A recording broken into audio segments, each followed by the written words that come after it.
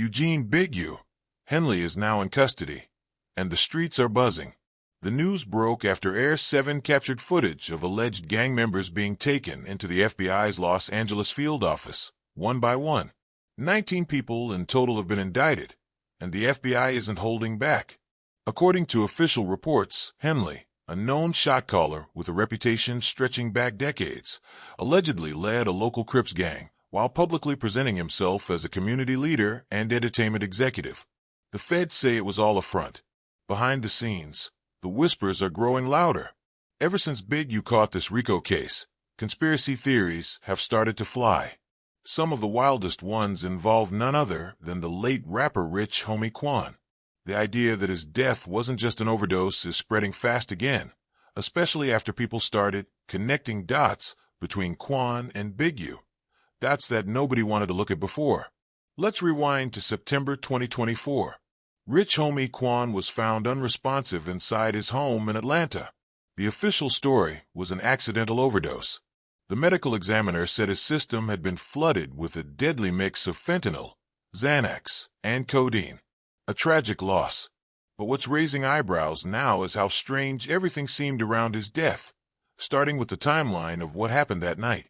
Quan's brother, Andre Munford, told police he found Quan on the floor by the kitchen around 3 a.m. He wasn't unconscious yet. He was just asleep, or so it seemed. Food was still in his mouth. Munford said it felt off, like something wasn't right. But instead of calling for help, he moved Quan to the couch and took some pictures. That one choice, number 911 call, made everything feel suspicious. Later that morning, around 6:45 a.m., Quan's girlfriend Amber Williams woke up to get the kids ready for school. She saw him still on the couch and covered him with a blanket. She said she thought he was just sleeping. But by 11 a.m., everything changed. She checked on him again and realized something was seriously wrong. He was cold, not moving, no heartbeat. She finally called 911. When the emergency call was released to the public, people were quick to notice how calm Amber sounded. Too calm. For someone who had just found their partner dead, the tone didn't match the moment. Her words were clear, collected. Some online users said it felt like she already knew what had happened. That wasn't no OD. One person wrote, "Somebody laced my boy's hands." The streets started buzzing again, and this time, the name Big U started floating to the surface. Big U has been a figure in West Coast hip-hop and gang culture since the 1980s. He's not just another OG. He's one of the most respected and feared men in L.A.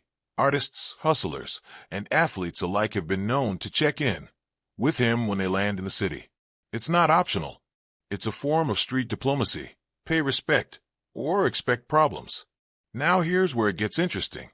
Not long before Quan passed away, he gave an interview that some people think may have made him a target. In that interview, he opened up about his first time traveling to Los Angeles.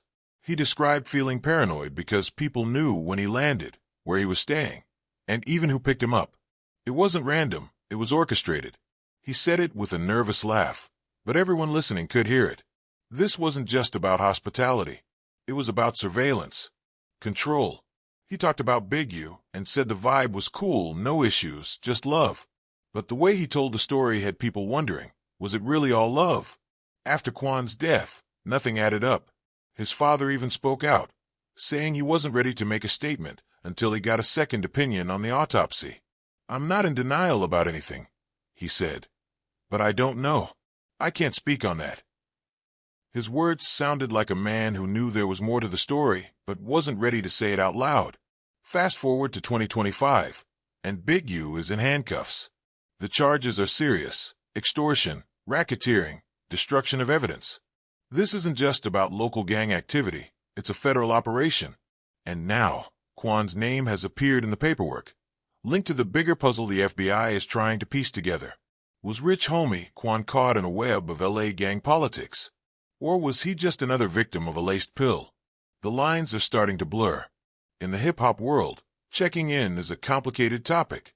Some say it's protection. Others say it's extortion. People argue about whether it's a tradition of respect or a racket designed to exploit rappers. Big U was one of the biggest enforcers of this practice. If you were a big-name artist and didn't go through him, you were asking for trouble. And Rich Homie Quan, Atlanta to the core, was one of the few rappers who spoke about it publicly. That might have been the moment he painted a target on his back.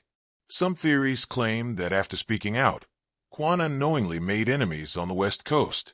Or even worse, he stirred up trouble in his own backyard. The idea is that Big U had ties to people in ATL too.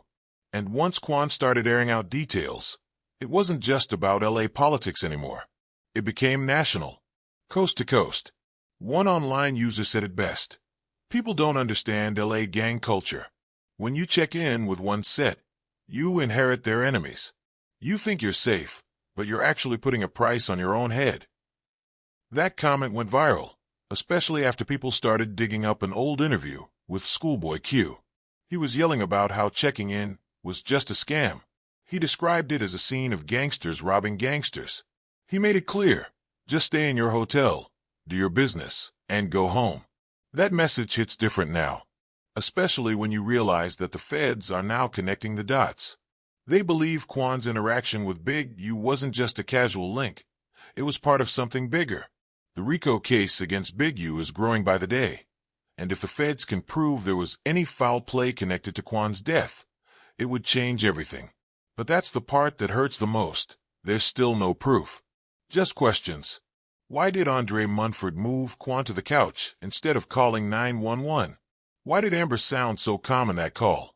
Why was Quan even mixing that deadly cocktail of drugs if he knew the risks? Was it intentional? Was it accidental? Or was it something else? Until the full investigation is made public, we're stuck with speculation. But this much is clear: Rich Homie Quan's death left behind a lot more than grief.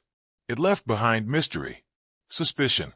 And now, with Big U's arrest, it's forcing people to revisit the case from a different angle. In this world, timing is everything. And the timing of Big U's RICO arrest, right when people were starting to forget about Quan's case, feels like the start of something big. The fans are watching. The streets are whispering. The feds are moving. And somewhere in the middle of all that, a rapper who spoke a little too freely may have paid the ultimate price. This story is still developing. But if what the streets are saying turns out to be true, then the hip-hop world is about to face one of its darkest truths yet. Was Rich Homie Quan a victim of the system, or a casualty of speaking out? Let us know what you think in the comments. And if you're rocking with this breakdown, hit that subscribe button and catch the next video. We're just getting started.